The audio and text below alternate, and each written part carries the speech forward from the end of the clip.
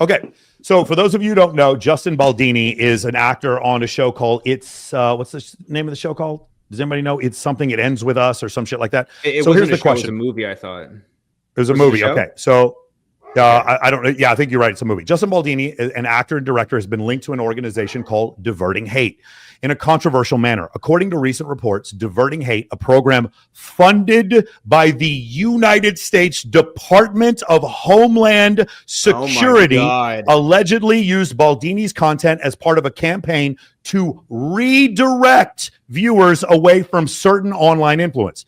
Diverting Hate reportedly placed targeted ads on featuring Baldoni's Man Enough podcast on YouTube videos of certain manosphere content creators. The program's stated goal was to divert the audience away from what they deemed as wrong-think influences towards positive male influences. You can just go on regular approved. Here's the big one. Approved by the government.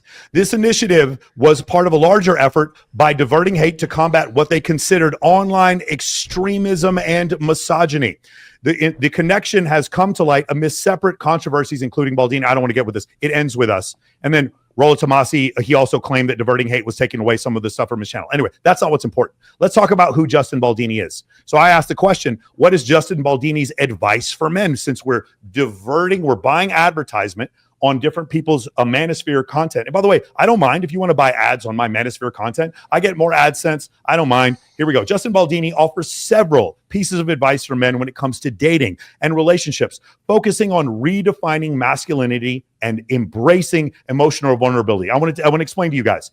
The male model actor is telling you to embrace emotional vulnerability. Embrace vulnerability. Baldoni encourages men to be brave enough to be vulnerable in their relationship. He challenges the traditional notion of masculinity by asking men if they are strong enough to be sensitive, willing to cry whenever with pain or happiness, and brave enough to reach out to other men when they need help. Listen and support women. Be confident enough to listen to women in their lives, hear women's ideas and solutions, and hold their anguish and believe them, even if it goes against the man's perspective. Believe them. If they say, hey, you cheated, but I didn't cheat, believe them because it goes against your perspective. Redefine strength and bravery. Baldoni suggests redefining what strength and bravery mean in the context of relationships. He argues that emotional bravery is often more challenging than physical bravery. Bro, I was in the military. Fuck you, bro. Fuck you. Reach out when experiencing depression, anxiety, and relationship problem. Admit when they need help and recognize emotional Michael, when you were in the support military, were you ever worried that the enemy was more emotionally brave than you? Bro, I did. Their emotional bravery was something that was very brave to go up against us. To build relationships, Baldoni advises men to work on self-love and acceptance. He recommends looking in the mirror and affirming positive qualities, accepting one's body and appearance, recognizing physical attributes don't determine one's worth or likability. Fuck that the male model saying this. And then develop emotional fitness, learn to sit with their feelings and emotions, process and understand their emotions rather than suppressing them, and recognize sensitivity and empathy, strengths, not weaknesses. Thank you to the Biden administration for buying advertisement on his channel, on my channel or on other content creators' channel, probably yours too, Alex, probably yours as well, to get Justin Baldoni's effort. So now the next thing I had to ask is what is his advice on teaching men to attract women? I mean, we're not as good looking as him. So what would his advice be? Let's look at his advice. Justin Baldoni does not focus on teaching men how to generate attraction in women. Instead, his message centers on redefining masculinity and encouraging men to embrace their authentic selves. Here are the key points to emphasize. Address areas of dissatisfaction in their life, where it's physical, appearance, social skills, or emotional well-being. Focus on becoming the best version of themselves, trying to fit into societal expectations of masculinity, even though women want masculine men, and pursue self-love and confidence, which may naturally make them more attractive. So if I pursue confidence, I'll be as attractive as Justin. Here we go. He challenges men to be brave enough to be vulnerable and strong enough to cry. Baldoni encourages creating experiences that force vulnerability, even if it's uncomfortable. And he believes that displaying vulnerability can give other men permission to do the same. Use strength, bravery, and toughness to explore one's emotional inner self. You guys know where I'm going with this. Build authentic relationships of honesty, yada, yada, yada. Ready? You guys ready for the fun part? Because here we fucking go. I know, but you don't have to scream, Michael. But yes, we're ready.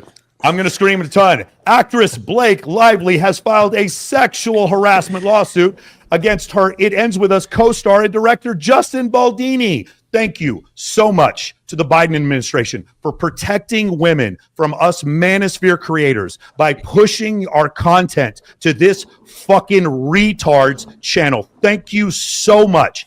Alleging toxic work environment and retaliatory actions. The complaint filed December 20th, 3 days ago, with the California Civil Rights Department included several serious allegations. Remember this guy who was telling you to be more vulnerable, to sit in a room and just deal with your pain, to be yourself, and just to develop levels of confidence? Lively accused Baldoni of repeated sexual harassment and other disturbing behavior. The lawsuit alleges Baldoni made up inappropriate improvisations, including unwanted kissing and discussions about his sex life.